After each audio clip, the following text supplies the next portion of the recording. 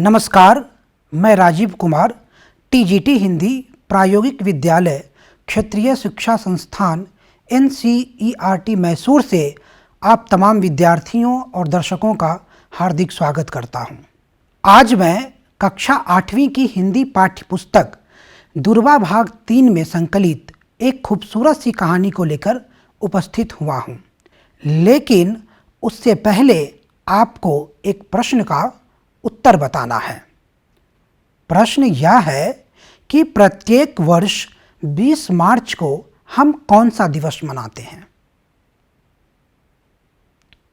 कोई बात नहीं, हम प्रत्येक वर्ष 20 मार्च को विश्व गौरैया संरक्षण दिवस के रूप में मनाते हैं। प्रसिद्ध पर्यावरणविद मोहम्मद ई दिलावर ने सन 2008 में गौरैया की घटती हुई संख्या की ओर लोगों का ध्यान आकृष्ट किया और 2010 से प्रत्येक वर्ष 20 मार्च को विश्व गौरैया संरक्षण दिवस के रूप में मनाया जाने लगा। लेकिन पर्यावरण और पशु पक्षियों की समस्याओं को लेकर शुरू से ही हमारे रचनाकारों ने समय समय पर कविताएं, निबंध, कहानियां और संस्मरण आदि लिखते रहे हैं। आज हम जिस कहानी को पढ़ने जा रहे हैं वह भी गौरैया पर आधारित है, जिसका नाम है दो गौरैया और उनके कहानीकार हैं भीष्म साहनी। भीष्म साहनी हिंदी लेखक, अभिनेता के साथ साथ एक लोकप्रिय अध्यापक भी थे जो तमस उपन्यास के लिए जाने जाते हैं। इस उपन्यास में भीष्म साहनी ने 1947 के विभाजन से उपजी सांप्रदायिकता का चित्रण किया है। उनकी प्रसिद्ध रचनाओं के बारे में बात करें तो तमस के अलावा उन्होंने मैया दास की माड़ी, कुंतो, कबीरा खड़ा बाजार में, भाग्य रेखा और वांगचू के साथ साथ बच्चों के लिए भी उन्होंने गुलेल का खेल और वापसी जैसी लोकप्रिय कहानियां लिखीं। इस कार्यक्रम के अंत में विद्यार्थी सीखेंगे, कहानी वाचन की आदर्श शैली से अवगत होंगे, कहानी को समझकर अपनी भाषा या बोली में प्रस्तुत करने में सक्षम होंगे, कहानी में आए कठिन शब्दों के अर्थ और वाक्य प्रयोग को जान सकेंगे, पर्यावरण और पशु पक्षियों के प्रति संवेदनशील और जागरूक हो सकेंगे तथा कुछ व्याकरणिक बिंदुओं जैसे क्रिया विशेषण और श्रुति संभिन्नार्थक शब्द के सामान्य परिचय एवं प्रयोग से अवगत हो सकेंगे। तो आइए अब कहानी का आदर्श वाचन शुरू करते हैं। कहानी का शीर्षक है दो गौरैया। घर में हम 3 ही व्यक्ति रहते हैं, माँ, पिताजी और मैं। पर पिताजी कहते हैं कि यह घर सराय बना हुआ है, हम तो जैसे यहाँ मेहमान हैं, घर के मालिक तो कोई दूसरे ही हैं। आंगन में आम का पेड़ है, तरह तरह के पक्षी उस पर डेरा डाले रहते हैं। जो भी पक्षी पहाड़ियों घाटियों पर से उड़ता हुआ दिल्ली पहुंचता है, पिताजी कहते हैं वही सीधा हमारे घर पहुंच जाता है, जैसे हमारे घर का पता लिखवा कर लाया हो।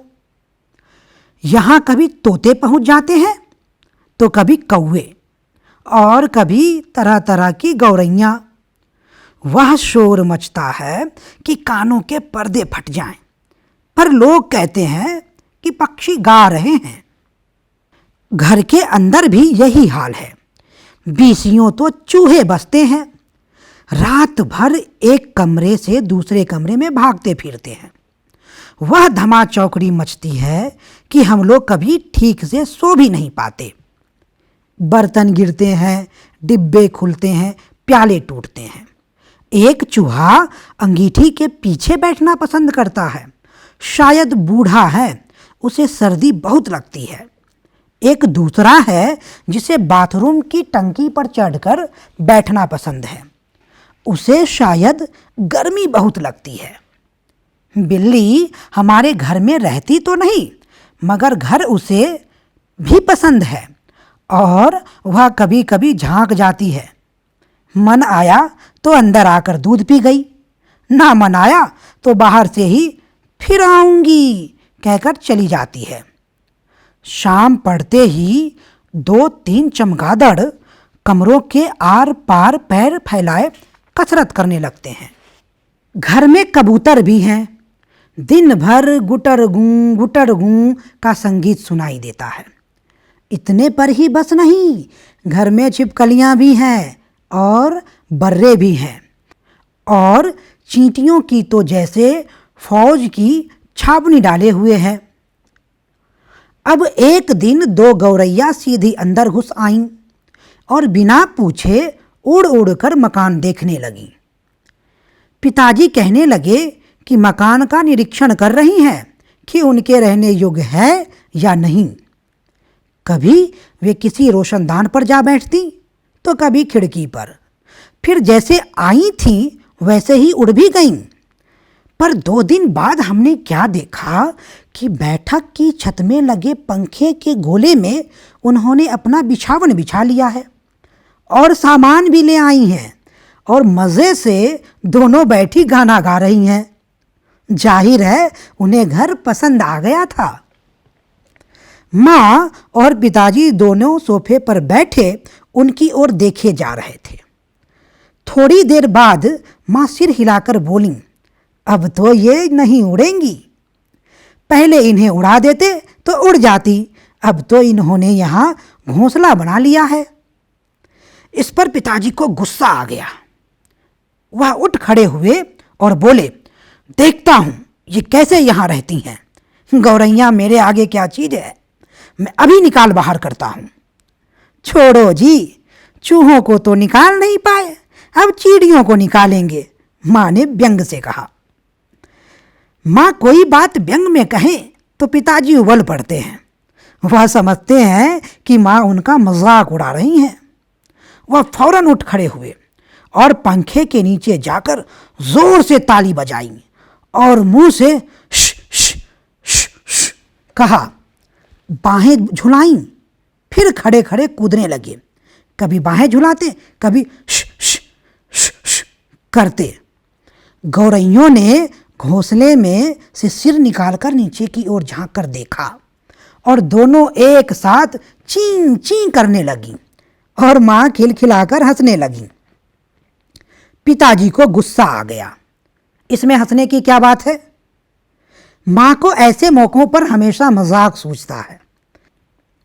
हंसकर बोली, चींटियाँ एक दूसरी से पूछ रही हैं कि यह आदमी कौन है और नाच क्यों रहा है। तब पिताजी को और ज़्यादा गुस्सा आ गया और वह पहले से भी ज़्यादा ऊंचा कूदने लगे। गौरैया घोंसले में से निकलकर दूसरे पंखे के डंडे पर जा बैठीं। उन्हें पिताजी का नाचना जैसे बहुत पसंद आ रहा था। माँ फिर हंसने लगी।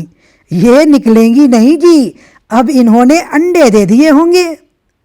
निकलेंगी कैसे नहीं, पिताजी बोले और बाहर से लाठी उठा लाए। इसी बीच गौरैया फिर घोंसले में जा बैठी थीं। उन्होंने लाठी ऊंची उठाकर पंखे के गोले को ठकोरा। चीं चीं करती गौरैया उड़कर पर्दे के डंडे पर जा बैठीं। इतनी तकलीफ करने की क्या जरूरत थी, पंखा चला देते तो ये उड़ जाती, माँ ने हंसकर कहा। पिताजी लाठी उठाए पर्दे के डंडे की ओर लपके। एक गौरैया उड़कर किचन के दरवाजे पर जा बैठी, दूसरी सीढ़ियों वाले दरवाजे पर। माँ फिर हंस दी। तुम तो बड़े समझदार हो जी, सभी दरवाजे खुले हैं और तुम गौरैयों को बाहर निकाल रहे हो। एक दरवाज़ा खुला छोड़ो, बाकी दरवाजे बंद कर दो, तभी ये निकलेंगी। अब पिताजी ने मुझे झिड़क कर कहा, तू खड़ा क्या देख रहा है, जा दोनों दरवाजे बंद कर दे। मैंने भागकर दोनों दरवाजे बंद कर दिए, केवल किचन वाला दरवाजा खुला रहा।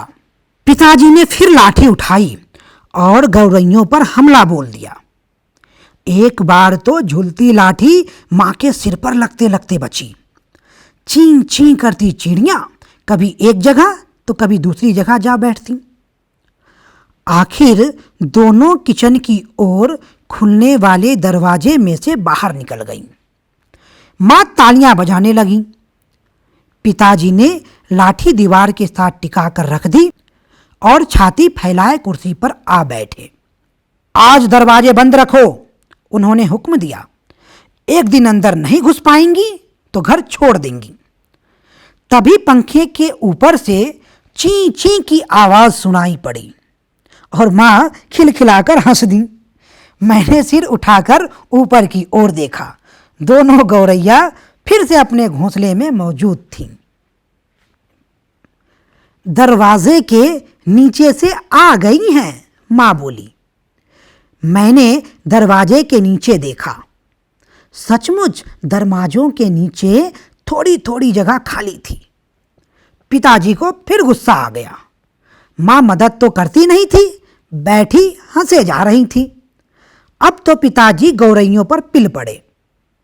उन्होंने दरवाजों के नीचे कपड़े ठूंस दिए ताकि कहीं कोई छेद बचा नहीं रह जाए, और फिर लाठी झुलाते हुए उन पर टूट पड़े। चिड़ियाँ चीं चीं करती फिर बाहर निकल गई, पर थोड़ी ही देर बाद वे फिर कमरे में मौजूद थीं। अब की बार वे रोशनदान में से आ गई थी जिसका एक शीशा टूटा हुआ था। देखो जी, चिड़ियों को मत निकालो, माँ ने अब की बार गंभीरता से कहा। अब तो इन्होंने अंडे भी दे दिए होंगे। अब ये यहाँ से नहीं जाएंगी। क्या मतलब, मैं कालीन बर्बाद करवा लूं? पिताजी बोले और कुर्सी पर चढ़कर रोशनदान में कपड़ा ठूंस दिया और फिर लाठी झुलाकर एक बार फिर चिड़ियों को खदेड़ दिया। दोनों पिछले आंगन की दीवार पर जा बैठी। इतने में रात पड़ गई। हम खाना खाकर ऊपर जाकर सो गए। जाने से पहले मैंने आंगन में झांक कर देखा। चिड़ियाँ वहाँ पर नहीं थीं। मैंने समझ लिया कि उन्हें अक्ल आ गई होगी। अपनी हार मानकर किसी दूसरी जगह चली गई होंगी। दूसरे दिन इतवार था। जब हम लोग नीचे उतरकर आए तो वे फिर से मौजूद थीं और मज़े से बैठी मल्हार गा रही थीं। पिताजी ने फिर लाठी उठा ली। उस दिन उन्हें गौरैयों को बाहर निकालने में बहुत देर नहीं लगी। अब तो रोज़ यही कुछ होने लगा। दिन में तो वे बाहर निकाल दी जाती, पर रात के वक्त जब हम सो रहे होते तो ना जाने किस रास्ते से वे अंदर घुस आती। पिताजी परेशान हो उठे। आखिर कोई कहाँ तक लाठी झुला सकता है? पिताजी बार बार कहें, मैं हार मानने वाला आदमी नहीं हूँ, पर आखिर वह भी तंग आ गए थे। आखिर जब उनकी सहनशीलता चुक गई तो वह कहने लगे कि वह गौरैयों का घोंसला नोचकर निकाल देंगे, और वह फौरन ही बाहर से एक स्टूल उठा लाए। घोंसला तोड़ना कठिन काम नहीं था। उन्होंने पंखे के नीचे फर्श पर स्टूल रखा और लाठी लेकर स्टूल पर चढ़ गए। किसी को सचमुच बाहर निकालना हो तो उसका घर तोड़ देना चाहिए, उन्होंने गुस्से से कहा। घोंसले में से अनेक तिनके बाहर की ओर लटक रहे थे। गौरैयों ने सजावट के लिए मानो झालर टांग रखी हो। पिताजी ने लाठी का सिरा सूखी घास के तिनकों पर जमाया और दाईं ओर को खींचा। दो तिनके घोंसले में से अलग हो गए और फरफराते हुए नीचे उतरने लगे। चलो, दो तिनके तो निकल गए, माँ हंसकर बोली। अब बाकी 2000 भी निकल जाएंगे। तभी मैंने बाहर आंगन की ओर देखा और मुझे दोनों गौरैयाँ नजर आईं। दोनों चुपचाप दीवार पर बैठी थीं।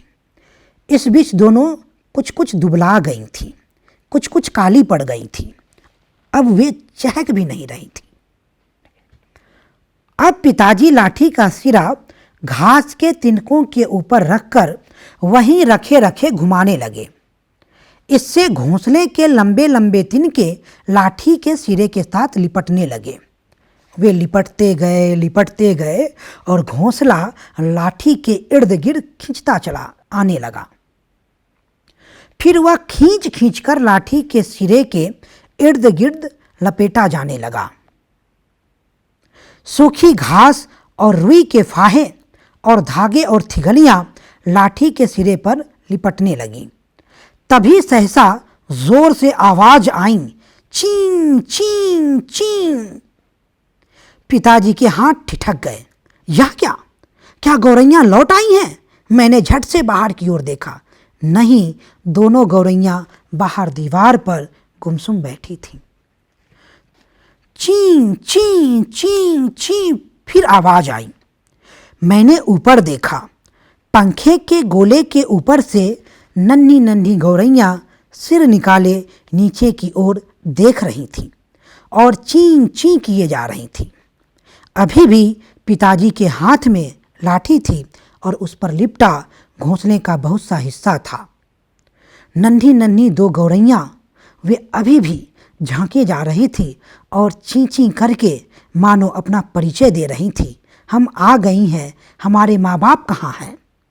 मैं अवाक उनकी ओर देखता रहा। फिर मैंने देखा पिताजी स्टूल पर से नीचे उतर आए हैं और घोंसले के तिनकों में से लाठी निकालकर उन्होंने लाठी को एक ओर रख दिया है और चुपचाप कुर्सी पर आकर बैठ गए हैं। इस बीच माँ कुर्सी पर से उठी और सभी दरवाजे खोल दिए। नन्ही चिड़ियाँ अभी भी हाँफ हाँफ कर चिल्लाए जा रही थी और अपने माँ बाप को बुला रही थी। उनके माँ बाप झट से उड़कर अंदर आ गए और चींची करते उनसे जा मिले और उनकी नन्ही नन्ही चोंचों में चुग्गा डालने लगे। माँ, पिताजी और मैं उनकी ओर देखते रह गए। कमरे में फिर से शोर होने लगा था, पर अब की बार पिताजी उनकी ओर देख देख कर केवल मुस्कुराते रहे। विद्यार्थियों, आपने कहानी पाठ के दौरान कुछ कठिन शब्दों पर भी गौर किया होगा। तो आइए उन कठिन शब्दों के सामान्य अर्थ और उनके वाक्य प्रयोग को जानते हैं।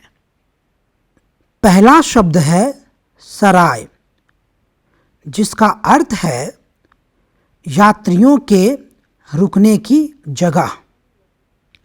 मध्य युग में यात्रियों, सौदागरों आदि के रुकने, खाने पीने और मनोरंजन के लिए उपलब्ध जगह को सराय कहा जाता था, जिसे अंग्रेजी में इन कहते हैं। आइए इसका वाक्य प्रयोग देखते हैं। पहले जब लोग चलते चलते थक जाते थे तो सराय में ठहरते थे। दूसरा शब्द है धमा चौकड़ी, जिसका अर्थ है उछल कूद, जिसे अंग्रेजी में एक्सप्लोजन कहते हैं। इसका वाक्य प्रयोग देखें। बारिश में बच्चे खूब धमा चौकड़ी मचाते हैं। तीसरा शब्द है अंगीठी, जिसका अर्थ है आग रखने का बर्तन, जिसे अंग्रेजी में फायर विसल कहते हैं। वाक्य प्रयोग देखें। जाड़े में लोग अंगीठी में आग जलाकर हाथ पैर सेकते हैं।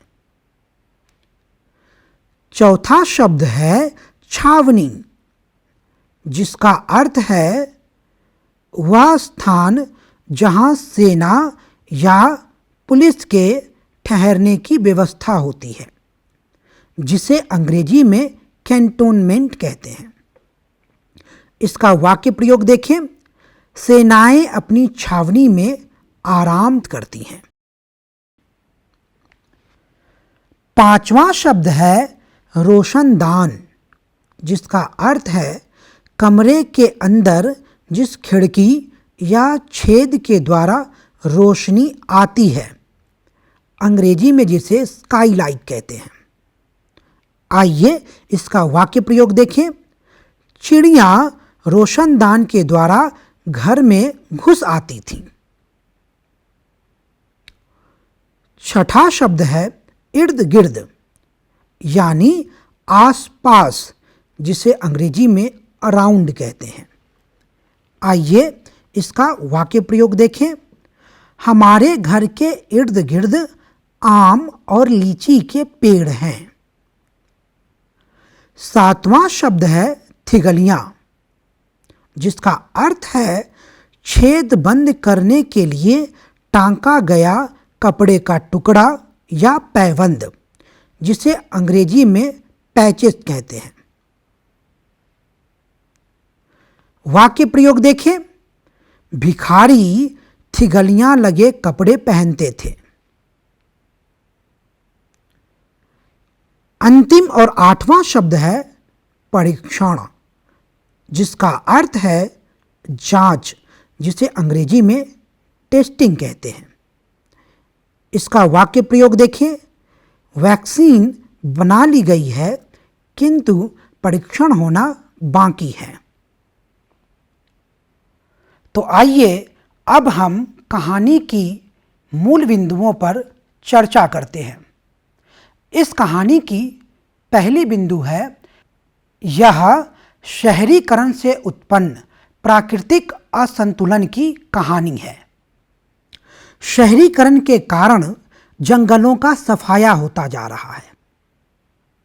गांवों में भी पक्कीकरण तेजी से फैल रहा है, जिससे कि पेड़ पौधों के साथ साथ बाग बगीचे भी कम होते जा रहे हैं।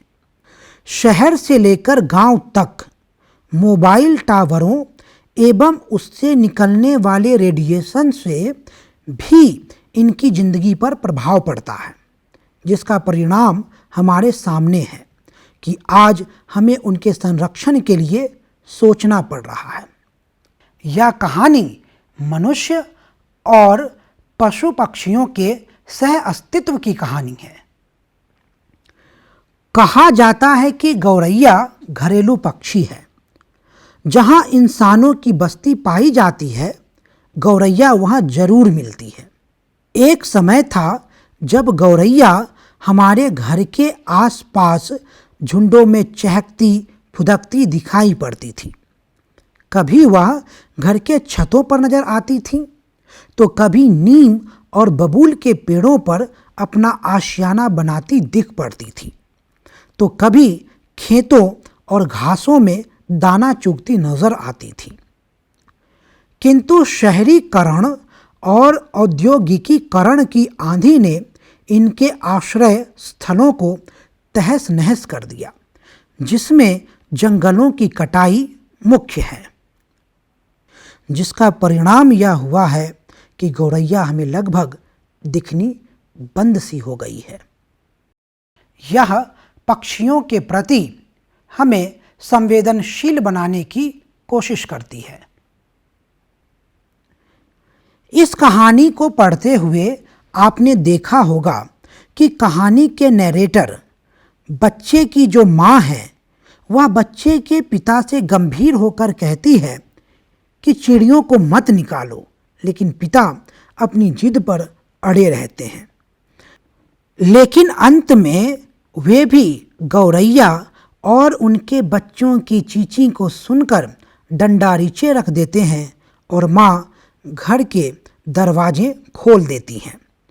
यह कहानी हमें पक्षियों के प्रति संवेदनशील और जागरूक होने के लिए भी प्रेरित करती हैं। तो आइए अब हम इस कहानी की कहानी कला पर एक नज़र डालते हैं।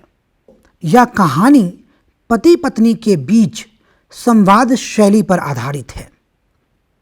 कहानीकार भीष्म साहनी जी ने पात्रों को ध्यान में रखते हुए सीधी सादी भाषा का प्रयोग किया है, जिससे कहानी हमारे जीवन से जुड़ जाती है। उनमें कुछ भी अपनी ओर से थोपा हुआ नहीं लगता। उन्होंने आवश्यकतानुसार पंजाबी, उर्दू, देशज और अंग्रेजी शब्दों का भी इस्तेमाल किया, जैसे गौरैया, सराय, हुक्म, फौज, लाठी, डेरा, बाथरूम, स्टूल आदि। वे सीधे सरल वाक्यों में महत्वपूर्ण विषय की ओर इशारा कर जाते हैं जो पाठक को अपनी ओर खींच लेता है। विद्यार्थियों, उम्मीद करते हैं कि आपको यह कहानी अच्छी लगी होगी। व्याकरण की बात करें तो कहानी में क्रिया विशेषण शब्दों की अधिकता देखने को मिलती है। तो आइए उन कुछ वाक्यों पर नज़र डालते हैं। पहला वाक्य है, पिताजी ने झिड़क कर कहा, तू खड़ा क्या देख रहा है। दूसरा वाक्य देखें, देखो जी, चिड़ियों को तो मत निकालो, माँ ने अब की बार गंभीरता से कहा। तीसरा वाक्य है, उनके माँ बाप झट से उड़कर अंदर आ गए। इन वाक्यों में रेखांकित शब्दों को क्रिया विशेषण कहते हैं, यानी वे शब्द जो क्रिया की विशेषता बतलाए उसे क्रिया विशेषण कहते हैं। झिड़क कर, गंभीरता से, झट से आदि शब्द क्रिया शब्द कहना और उड़ना की विशेषता बता रहे हैं। साथ ही कहानी में श्रुति संभिनार्थक शब्द का भी प्रयोग हुआ है, जैसे अब उनकी सहनशीलता चूक गई। दूसरा वाक्य, उनका निशाना चूक गया। इन दोनों वाक्यों में चुक और चूक दो अलग शब्द हैं। इनमें मात्राओं का अंतर है, बावजूद इसके वे हमें सुनने में समान लगते हैं, किंतु उनके अर्थ अलग हैं। इसलिए इन्हें श्रुति संभिनार्थक शब्द कहते हैं, यानी जो सुनने में समान लगे किंतु अर्थ भिन्न या अलग देते हैं। चुक का अर्थ होता है समाप्त होना या खत्म होना, जबकि चूक का अर्थ होता है गलती या भूल। प्रिय विद्यार्थियों, आशा करते हैं कि आपको यह कहानी अच्छी लगी होगी। हमने आपके लिए कुछ प्रश्न तैयार किए हैं जिनके उत्तर आपको देने हैं।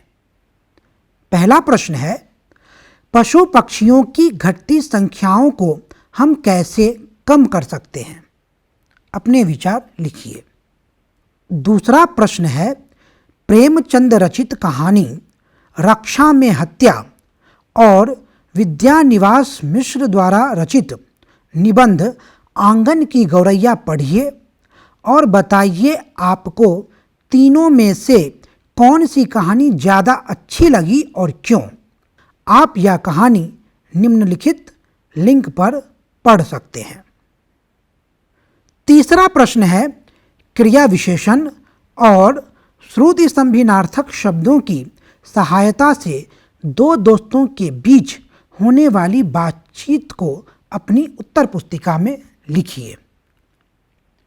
आज के कार्यक्रम में हमने सीखा, कहानी वाचन की आदर्श शैली से परिचित हुए, कहानी में आए कठिन शब्दों के अर्थ और वाक्य प्रयोग को जान सकें, कहानीकार और कहानी के मूल उद्देश्य से अवगत हुए तथा क्रिया विशेषण और श्रुति संभिनार्थक शब्द के सामान्य परिचय से परिचित हुए। आज के कार्यक्रम में इतना ही।